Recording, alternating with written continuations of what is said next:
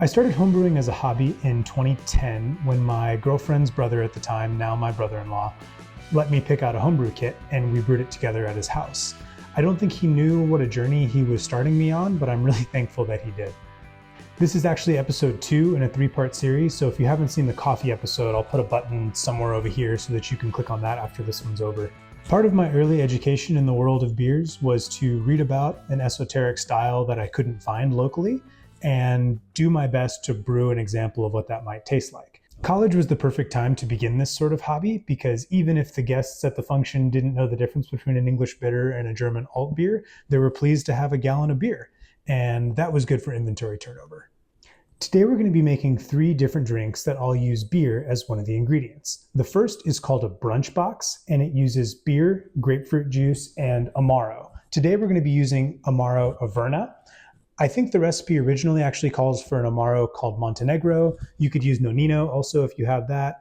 If you're unfamiliar with Amaro, Amaro is kind of an Italian category of bittersweet liqueurs. They don't have to be Italian, but most of them are. And Amaro actually is the Italian word for bitter. I'm going to do an episode in the future specifically about Amari, which is the plural word for Amaro. And if there's one that you want to know about exactly a specific bottle, just let me know in the comments and we can get to that. So let's get into making the brunch box. We need, like I said, beer, grapefruit juice that I already pre-squeezed. This guy's always putting stuff in jars. And we're going to be using Amaro. Let's build it right here in the glass. Before I get any further, this Brotherwell Brewing is a brewery that some friends of mine own. I've actually known these guys since I was homebrewing, so it's kind of a fun tie-in to get to use them here in this episode today. Let's do 1 ounce of grapefruit juice straight from the jar.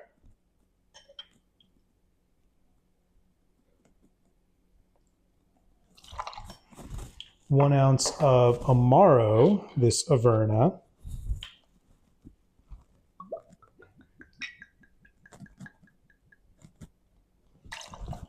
And then we're going to stir this just a little bit before we get our beer in there.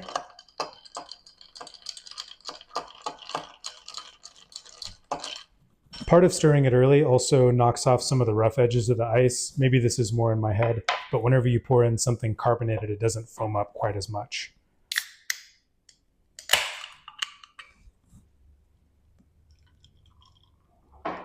This beer particularly is a great choice for a drink like this because it's brewed with orange peel and coriander.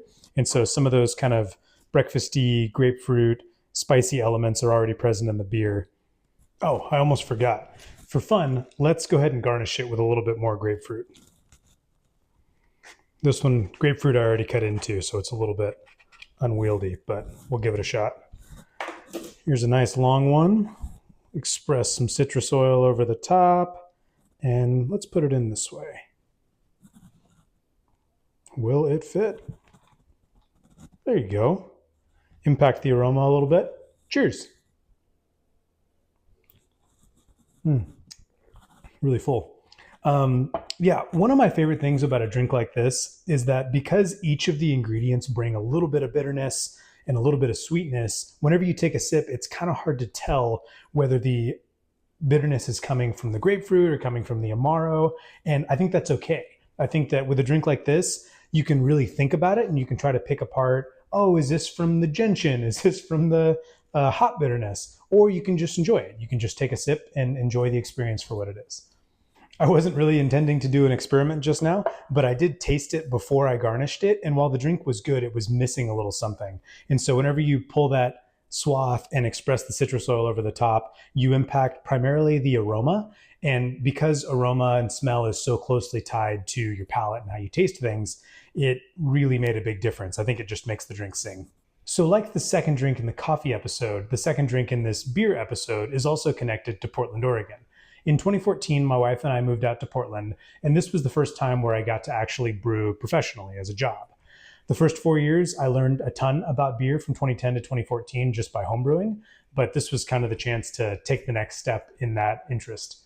The brew pub I ended up landing a job at was called Ex Novo Brewing, and it wasn't actually open whenever they extended a job to me. I was splitting time between working on the pub side, the restaurant beer service, and then also volunteering in the brewery until I was able to move over full-time into production paid brewery work. starting with keg washing and doing all the cleaning stuff, and then working my way into eventually brewing on the brew deck.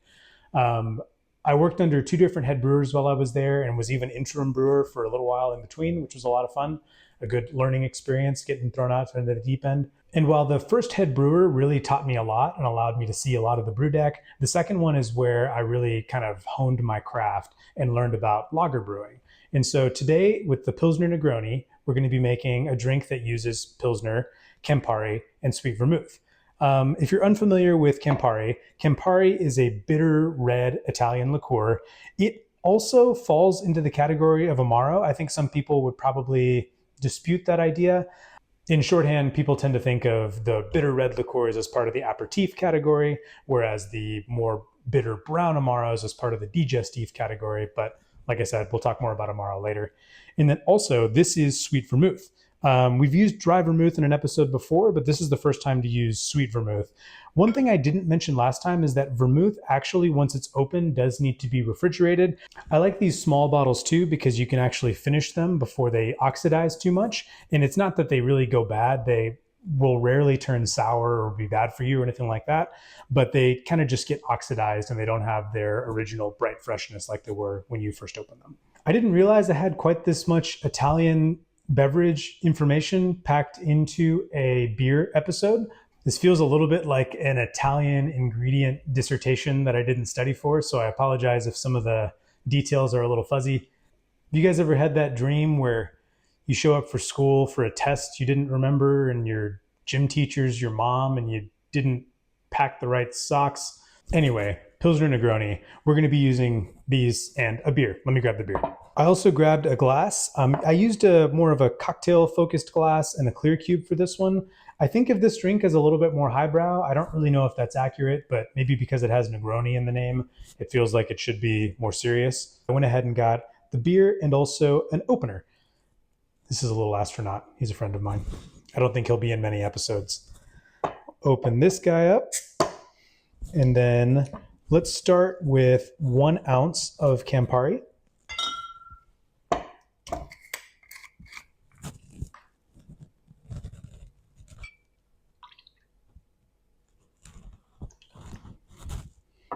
Pretty bright red color. We'll do 1 ounce of sweet vermouth. This is called Carpano Formula Antica. It is, fun cork sound, one of the richer and sweeter kind of chocolatier sweet vermouths. I also like Coghi di Torino. There's several good sweet vermouths out there.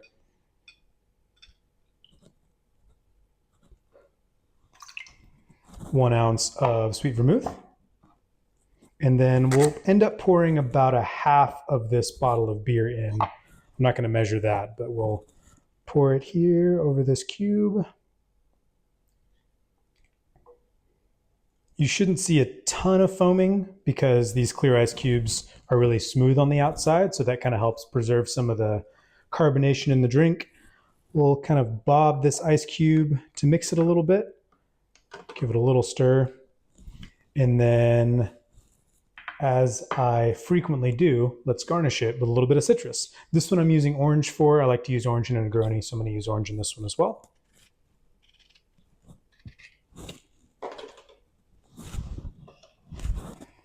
Express the oil, give it a twist, toss it in. Cheers. If you don't normally like a Negroni, I'd still recommend giving this a shot. Because you're using beer instead of gin, it's not quite as herbaceously dense. It still uses about the same amount of Campari and sweet vermouth that a Negroni would, but because it's stretched out or lengthened using a lager beer instead of gin, it kind of softens some of the intensity of a Negroni normally.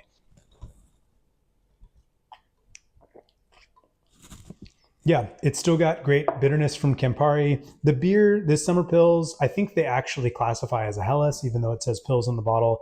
Doesn't bring a ton of bitterness either. If you like the bitterness and want to punch it further in that direction, then you could certainly use a more bitter German Pils, maybe even an IPA if you're feeling really daring. But yeah, this is a really fun one just the way it is.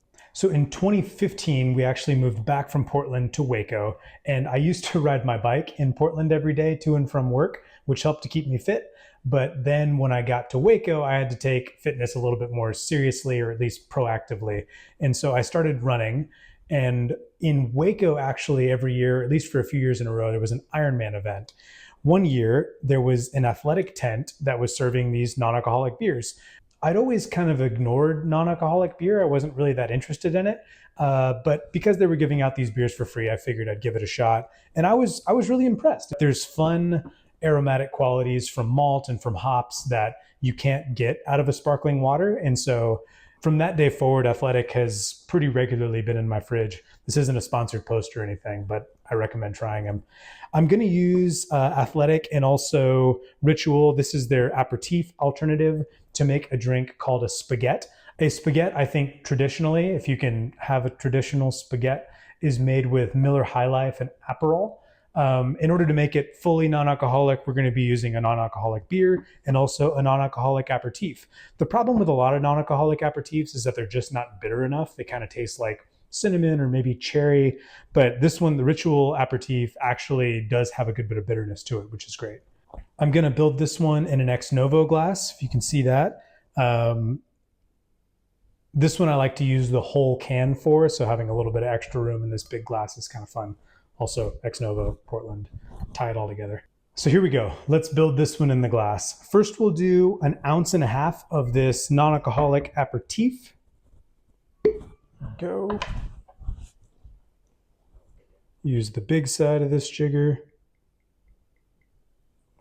And then to that, we will add 3/4 ounce of lemon juice. I squeezed this just a moment ago, straight from the jar. And once again, little stir before we add the beer. If I can get a spoon in there.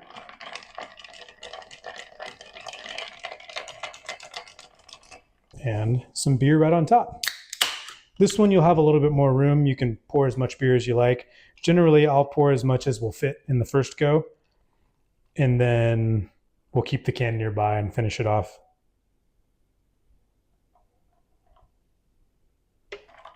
Little stir. You have to be careful with these carbonated drinks not to stir them too aggressively.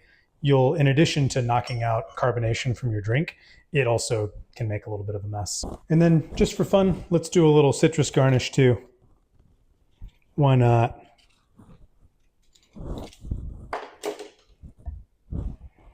Bit of citrus on top. I'm not going to throw it in because it would just get lost, but even just expressing that oil really does help the aroma. Cheers.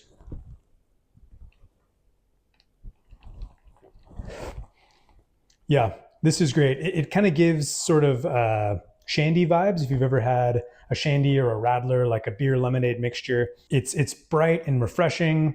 It's nice and bitter. Both the beer and the aperitivo are pleasantly bitter.